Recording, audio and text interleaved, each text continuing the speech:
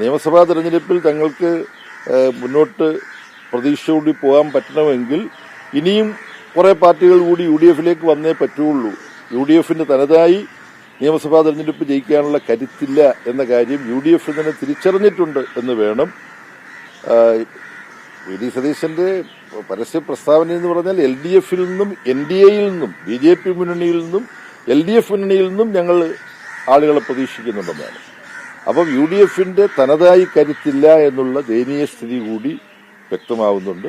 Shri Jose K Mani അസന്നിഗ്ധമായ ഭാഷയിൽ അതിന്റെ രാഷ്ട്രീയ നിലപാട് വ്യക്തമാക്കി കഴിഞ്ഞു. UDF എത്ര ദയനീയമായ ഒരു അവസ്ഥയിലാണെന്നാണ് യഥാർത്ഥത്തിൽ ഈ സംഭവവികാസങ്ങൾ വെളിപ്പെടുത്തുന്നത്. യഥാർത്ഥ വിസ്മയം എന്ന് പറയുന്നത് ജയിക്കാൻ പോകുന്നു നിയമസഭാ തെരഞ്ഞെടുപ്പിൽ എന്ന് കണക്കുകൂട്ടുന്ന UDF-ന്റെ ആസന്നമായ തോൽവിയാണ് കേരള രാഷ്ട്രീയത്തിൽ സംഭവിക്കാൻ പോകുന്ന വിസ്മയം. ഈ പ്രതിപക്ഷ നേതാവ് കഴിഞ്ഞ ദിവസം ഒരു വിസ്മയത്തിന്റെ കാര്യമൊക്കെ പറഞ്ഞിരുന്നു. പക്ഷേ ആ വിസ്മയം തുടക്കത്തിലെ പാളിപ്പോയി എന്നാണോ? കാരണം കേരള കോൺഗ്രസ് എം നിലപാട് കഴിഞ്ഞ ദിവസം ജോസ് കെ മാണി തന്നെ വ്യക്തമാക്കിയിട്ടുണ്ട്. ഇതിലെ ഒന്നാമത്തെ കാര്യം ഈ UDF-ന്റെ കണക്കുകൂട്ടലുകൾ ഈ വിഷയത്തിൽ പിഴച്ചു എന്നുള്ളത് വളരെ വ്യക്തമാണ്. പക്ഷേ ത്രിതല പഞ്ചായത്ത് തിരഞ്ഞെടുപ്പ് കഴിഞ്ഞപ്പോൾ ഇനി അസംബ്ലി തിരഞ്ഞെടുപ്പിൽ ഞങ്ങൾക്കൊരു പ്രശ്നവുമില്ല, സീറ്റ് വർദ്ധിപ്പിക്കലാണ് ഞങ്ങളുടെ ലക്ഷ്യം എന്നെല്ലാം പ്രചരിപ്പിച്ചിരുന്നത് അവർക്ക് വിശ്വാസമില്ലാത്തൊരു കാര്യമാണെന്ന് ഇപ്പോൾ വ്യക്തമായിരിക്കുകയാണ്. അല്ല, ഞാൻ ഇന്നലെ കൊല്ലത്തതിനെ കുറിച്ച് പ്രതികരിച്ചതാണ്, അതിന്റെ ഒരു ആവർത്തനമാണ്. അവര് പറഞ്ഞത് എന്നെ വേണ്ട പോലെ അംഗീകരിച്ചിട്ടില്ല, എന്നെ അവഗണിക്കുന്നു എന്നുള്ളത്.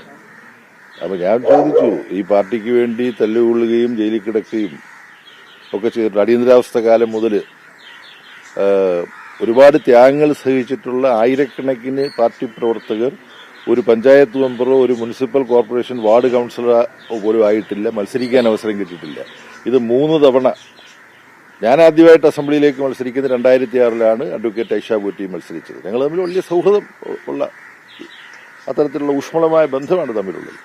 പക്ഷെ 3 തവണ MLA ആയ ഒരാള്, 1 തവണ ജില്ലാ പഞ്ചായത്ത് പ്രസിഡന്റായ ഒരാള് എനിക്ക് വേണ്ടത്ര പരിഗണന കിട്ടുന്നില്ല എന്ന് പറയുന്നത് എത്ര ആത്മാർത്ഥതയില്ലാത്തൊരു പ്രസ്താവനയാണ്.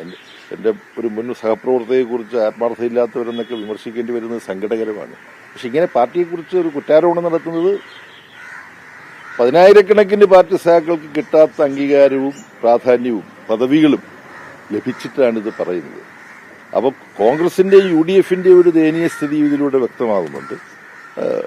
പാർട്ടിയിൽ വരുന്ന ആളുകളെ നല്ല തലത്തിൽ പാർട്ടിയെക്കുറിച്ച് പഠിപ്പിച്ച് കൂടുതൽ ബോധവൽക്കരിക്കേണ്ട ഒരു ആവശ്യമുണ്ട് എന്നുള്ള കാര്യവും ഈ ഐഷ പോറ്റി സംഭവത്തിൽ നിന്ന് വ്യക്തമാണ്.